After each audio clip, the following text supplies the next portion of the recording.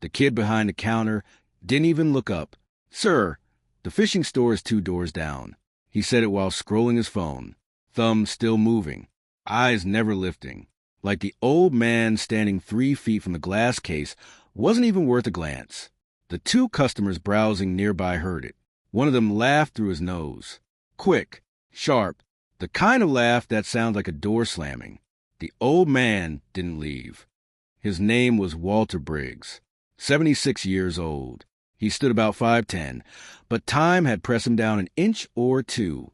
Thin frame, slight stoop in the shoulders. He wore a faded olive jacket, the kind with too many pockets, over plain white undershirt, loose-fitting trousers, and boots so old the leather had gone soft as cloth.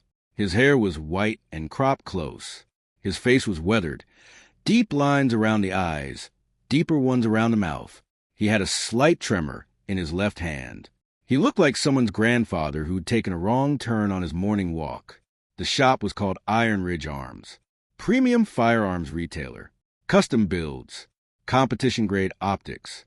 The kind of place where the display cases were lit like jewelry stores and the air smelled like gun oil and leather. A banner on the back wall read, Asterisk, precision is everything, EST 1979. Asterisk, the kid behind the counter. Early 20s, tactical vest over a polo shirt. Name tag reading Tyler. Finally looked up. He scanned Walter head to toe. The worn boots, the trembling hand, the jacket that probably came from an army surplus bin 20 years ago. His assessment took about 2 seconds. Can I help you with something, or? That trailing, or did all the heavy lifting, it meant, or are you going to stand there until I have to ask you to leave?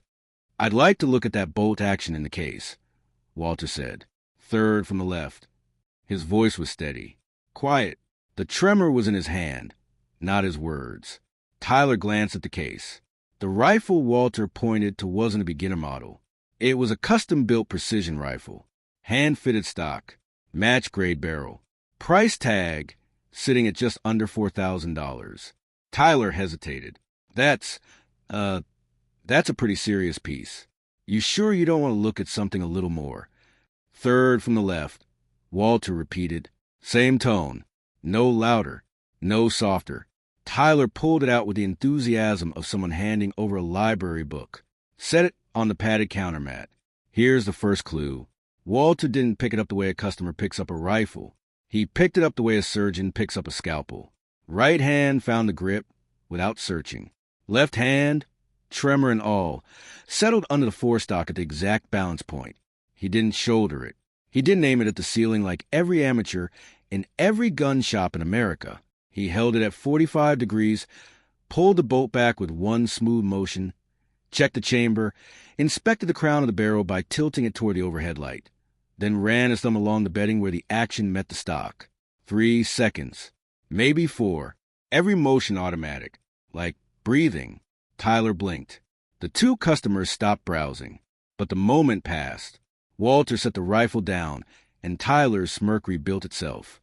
One of the browsing customers, big guy, camo hat, beard that meant business, walked over. He'd been watching. You hunt? He asked Walter. Friendly enough on the surface. But underneath it was the same thing. Prove you belong here. Not anymore, Walter said. Competition shooter? Used to be. Camo hat nodded slowly. The way people nod when they don't believe you but don't want to argue with the elderly. My grandfather used to shoot too, Camo hat said. Had a little .22 he'd plink cans with. Plink cans, you hear that? That's dismissal wrapped in politeness. That's someone putting you in the cute old hobby box and taping it shut. Walter didn't respond. He was looking at something else now. The banner on the back wall. Asterisk, precision is everything. ISTI 1979. Asterisk, second clue. He stared at that banner, the way you'd stare at a photograph of your child at home. Not reading it, remembering it. Tyler leaned on the counter. Look, sir, I don't want to waste your time. These are serious builds. If you're looking for something more recreational, we've got some starter kits near the front door opened. A woman walked in, Oh my God. mid-50s, Dana? sharp You eyes, okay? gray streaked hair pulled back tight, wearing a quilted vest and carrying a leather portfolio. She moved through the store with the ease of someone who owned the air she walked through. This was Dana Kessler, the owner of Iron Ridge Arms. She passed the display cases, past Camo Hat, past Tyler. Then she saw Walter. She stopped walking. Her portfolio slipped an inch in her grip. Her mouth opened, closed, and opened again. "Oh my God," she whispered. Tyler looked at her. "Dana, you okay?" She didn't answer him. She walked straight to Walter, and her eyes were already shining before she reached him. "Walter Briggs," she said. Not a question, a declaration. Walter gave her a small nod. "Hello, Dana." Tyler looked between them. "You know this guy?" Dana turned to Tyler with an expression that could have cut glass. "Know him?" She almost laughed. "Tyler, you see that banner behind you? Precision is everything." This man wrote those words. He wrote them on a napkin in 1979 when he opened the shop. This shop, the one you're standing in, he built it. Tyler's face went blank, like someone had unplugged him. Dana wasn't finished. Walter Briggs is a retired master gunnery sergeant, 31 years of service. He was a chief marksmanship instructor at Quantico for over a decade. He trained more competitive and military precision shooters than any single instructor in this country's history. 3 of his students went on to win Olympic medals. 3. She pointed at the rifle still lying on the countermat. "And that rifle you just handed him like you were doing him a favor? The bedding system it uses? The stock geometry? Walter designed that platform. The manufacturer licensed it from him in 1996. Every serious precision rifle built in the last 25 years borrowed something from his work. Silence. The kind of silence that makes your ears ring." Camo Hat took off his hat. Actually took it off.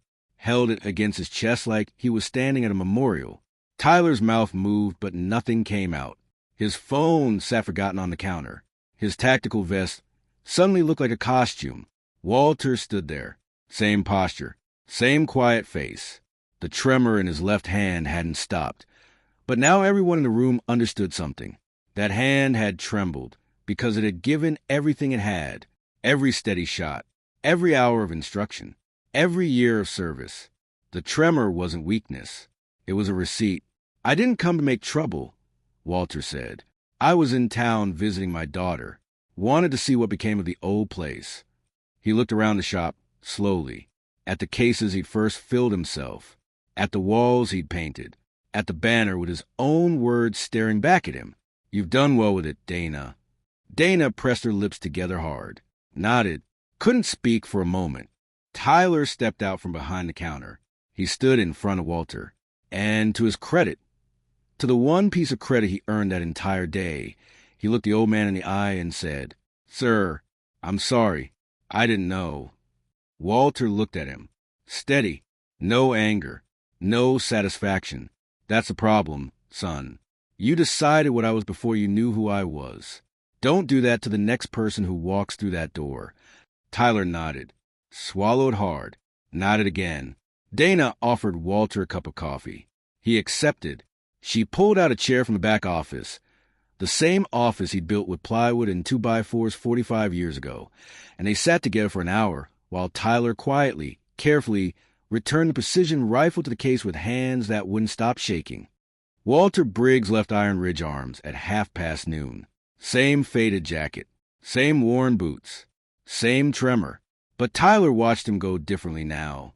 He watched until the old man's silhouette disappeared around the corner. Then he turned around and looked at the banner on the wall like he was reading it for the first time. Precision is everything. The next morning, a young woman walked into the shop, maybe 19, ripped jeans, hoodie 2 sizes too big. She looked nervous. She looked like she'd never been inside a place like this. Tyler came around the counter, and this time he didn't lean, didn't smirk, didn't glance at her clothes. He said, "Welcome to Iron Ridge. What can I help you with?" And he meant it. But what he didn't know, what nobody knew yet, was who that young woman's grandmother was, and why she'd really walked in. But that's a story for next time.